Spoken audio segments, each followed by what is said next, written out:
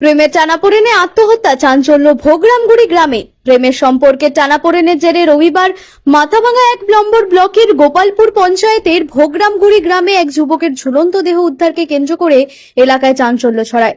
মৃত যুবকের নাম মনোজ বর্মন, বয়স 29। রবিবার সকালে নিজের শোবার ঘরে গলায় ফাঁস দেওয়া অবস্থায় মনোজের ঝুলন্ত দেহ দেখতে পান তার পরিবারের সদস্যরা।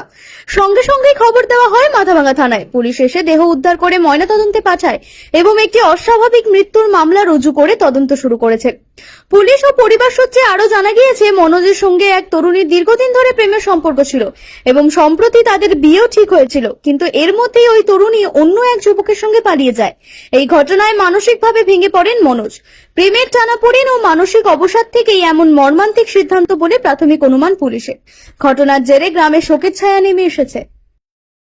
একটা মেয়ের সাথে সম্পর্ক ছিল, ঠিক আছে, পারিবারিক মতে আমরা উভয়ের আলোচনা করে সেটা মেনে নিতাম, নিয়ে স্টেডিও করছিলাম। তারপরেও মোটামুটি 1 বছর ধরে সম্পর্ক যাতায়াত চলছে আমাদের বাড়িতে। মেয়ে আসতো, থাকতো, খাইতো, 10 দিন 12 দিন থাকতো। এইভাবে চলতে চলতে ছেলেটা কয়েকদিনের জন্য বাইরে গেছে। ওই মুহূর্তে ওই সময়ে আর এক ছেলের সাথে ওনার সম্পর্ক হয়ে যায়। ওই সম্পর্কে মেয়েটা জড়িয়ে পড়ার পরে ওই ছেলের সাথে ভাগিয়ে যায়। তারপর থেকে উনি মেন্টালিটিতে ভুগতে থাকে। প্রতিদিন হয়তো একটু ড্রিঙ্ক করে।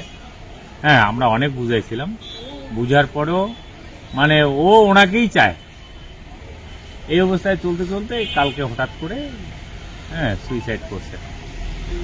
এবার যেদিন ভাগিয়ে গেছে মেয়েটা অন্য ছেলের সাথে, মেয়ের বাবাকে নিয়ে আমরা আবার থানায় এজাহারও করছিলাম। সেই তারিখটা হচ্ছে 18/12/2024। মানে ওই দিনে কি ওই মেয়েটা পালিয়ে গিয়েছিল? হ্যাঁ, ওই দিনে মেয়েটার বাবাকে নিয়ে আমরা আসলাম থানায়। ওই ছেলেটার বিরুদ্ধে এজাহার করছিলাম, যে ছেলেটা ভাগিয়ে নিয়ে গেছে। ঠিক আছে, মেয়ের বাড়িও কি ছেলের বাড়ির পাশাপাশি?